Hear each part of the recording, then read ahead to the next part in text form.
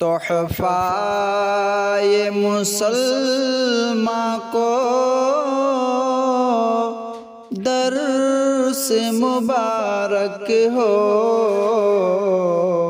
तोहफ़ा ये मुसलमान को दर्स मुबारक हो। अल्हम्दुलिल्लाहि रब्बिल आलमीन वस्सलातु वस्सलामु अला अशरफिल अंबिया वल मुरसलीन नबीना मुहम्मदिन व अला आलिहि व सहबिहि अजमईन, अम्मा बाद। वान अबी नुजैदिन इमरान इब्न अल-हुसैन रज़ियल्लाहु ताला अन्हुमा अन्ना इम्रातम मिन जुहैनता अतत रसूलुल्लाह सल्लल्लाहु अलैहि वसल्लम वहिया हुबला मिन ज़ना फ़क़ालत या रसूलल्लाह असब्तु हद्दन फ़अक़िमहु अलैया फ़दआ नबियुल्लाह सल्लल्लाहु अलैहि वसल्लम वलियहा फ़क़ाल अहसिन इलैहा फ़इज़ा वदअत फ़अतिनी फ़अल फ़अमरा बिहा नबियुल्लाह सल्लल्लाहु अलैहि वसल्लम फ़शुद्दत अलैहा सियाबुहा सुम्मा अमरा बिहा फ़रुजमत सुम्मा सल्ला अलैहा फ़क़ाल लहु उमर नुसल्ली अलैहा या रसूल अल्लाह वक़द ज़नत क़ाल लक़द ताबत तौबतन लौ क़ुसिमत बैन सबईन मिन अहलिल मदीनति ला वसिअतहुम वहल वजदता अफ़ज़ल मिन अन जादत बिनफ़्सिहा लिल्लाहि अज़्ज़ व जल्ल। रवाहु मुस्लिमुन। सामिन कराम, इस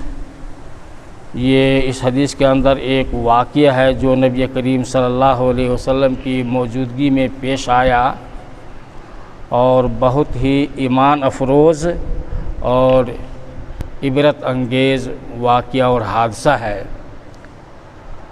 रावी हदीस इमरान बिन अल-हुसैन रज़ियल्लाहु ताला अन्हु कहते हैं कि कबीला जुहैना की एक औरत रसूलुल्लाह सल्लल्लाहु अलैहि वसल्लम की खिदमत में हाजिर हुई और वह ज़िना के वजह से हामला से थी।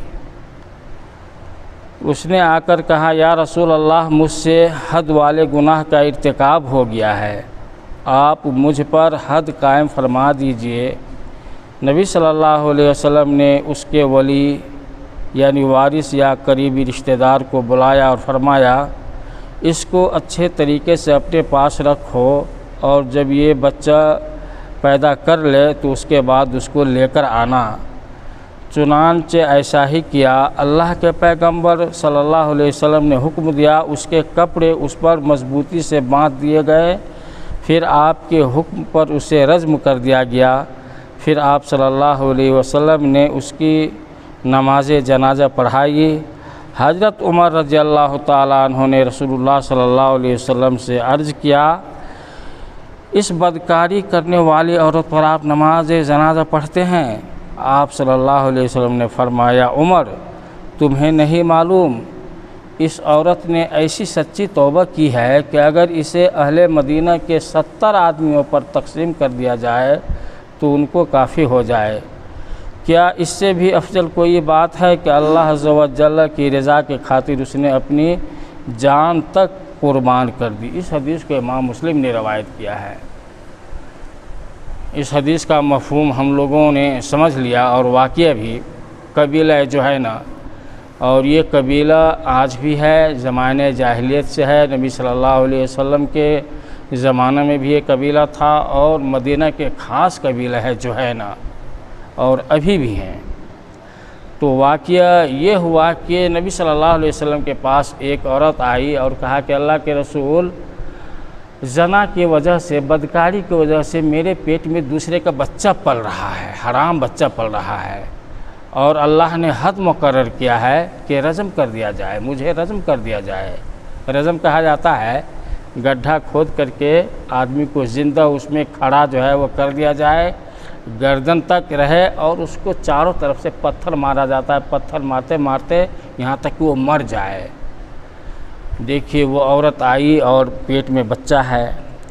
नबी सल्लल्लाहु अलैहि वसल्लम ने उनकी फरियाद को जो है सुना और आप सल्लल्लाहु अलैहि वसल्लम ने कहा कि बच्चा है, तो उसके जो है रिश्तेदार को बुलाया, गार्जियन को, और कहा कि देखो इसके पेट में बच्चा है, जाओ रखो और जब बच्चा पैदा हो जाए और खाने पीने के लायक हो जाए, खाने पीने के लायक हो जाए तब औरत को लाना।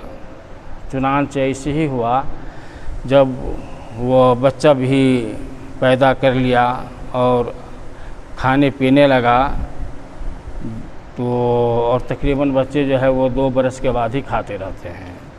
उसके बाद फिर वो औरत आई हैं और नबी सल्लल्लाहु अलैहि वसल्लम को कहा कि ऐसे ऐसे जो है आपने कहा था और मैं फिर हाजिर हूँ। तो आप सल्लल्लाहु अलैहि वसल्लम ने रजम करने का हुक्म दिया, उसके ऊपर सहाबे कराम ने रजम कर दिया। नबी करीम सल्लल्लाहु अलैहि वसल्लम खुद उस औरत के जनाजे की नमाज़ जो है पढ़ाए। जब पढ़ाने लगे तो हज़रत उमर रज़ी अल्लाह ताला अन्हो शुरू से आखिरी तक थे, रजम के वक़्त में भी और जनाजे के नमाज में। तो उसका ज़हन ख़राब हो गया, कहा कि ये तो जना वाज़ेह तौर पे क्या था, पेट में बच्चा, फिर हम लोग ने रजम किया है और अल्लाह के रसूल सल्लल्लाहु अलैहि वसल्लम नमाज जनाजा पढ़ा रहे हैं। चुनांचे हज़रत उमर रज़ी अल्लाह ताला अन्हो ने आप सल्लल्लाहु अलैहि वसल्लम से कहा कि आप इस बदकार औरत की जनाजे का नमाज़ पढ़ा रहे हैं। नबी सल्लल्लाहु अलैहि वसल्लम को बहुत ही बुरा लगा, कहा कि उमर इसने तौबा की है, इसने ऐसी सच्ची तौबा की है कि मदीना के 70 आदमियों पर इसके तौबा को तकसीम कर दिया जाए तो 70 आदमियों के लिए काफ़ी हो जाए हैं। ये काफ़ी नहीं है कि उसने तौबा के खातिर अपनी जान को कुर्बान कर दी है।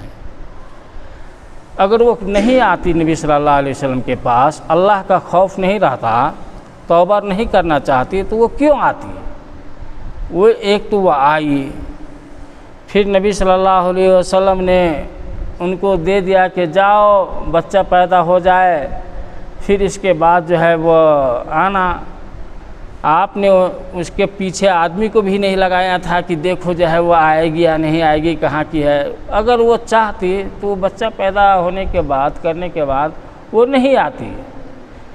फिर वो आई और रजम जो है वो कर दिया गया, लोगों ने रजम किया, नबी सल्लल्लाहु अलैहि वसल्लम के हुक्म के मुताबिक वो रजम कर दी गई। तो ये है तौबा, ये भी तौबा का एक तरीका है कि आदमी इकरार करे। ज़ना एक ऐसा बुरा काम है और कभी फेल है कि वो बहुत ही बड़ा फाहिश गुनाह है। और उसका साबित कैसे हो? आदमी खुद इकरार करे और दलील के साथ, ये नहीं कि दिमाग ये पागल रहे और कहे कि नशा रहे, नशा मेरा और कहे कि हमने ज़ना कर लिया है, उसकी बात नहीं। एकदम होशमंदी में रहे, अक्ल में रहे, इसके बाद जो है ज़ना का सही तौर पे इकरार करे, चाहे मर्द हो या औरत, तब जो है ज़ना का सबूत है ये भी। और दूसरा सबूत ये है कि 4 आदमी ऐसे गवाह बने कि जिसके झूठ होने पर कभी शुबह भी नहीं किया जाए। 4 आदमी ऐसे गवाह आए कि हम चारों ने फना को जना करते हुए देखा है। अब ये नहीं कि पीछे से देखा है, आगे से देखना पड़ेगा, आगे से उसके चेहरा जो है वो देखा है। और उन चारों में से अगर कोई एक आदमी के ऊपर शक का जो है वो शुबह भी, ये झूठ का शुबह भी हो जाए, तो फिर वो गवाही रद्द कर दी जाएगी।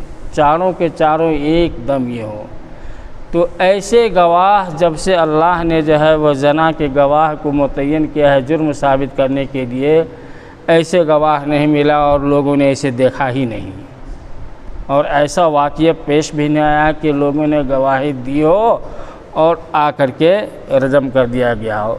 तोहमत लगाया, 4 ही किया कि 10 लोगों ने तोहमत लगाई कि हाँ हमने जो है वो जना करते हुए फलां को देखा है।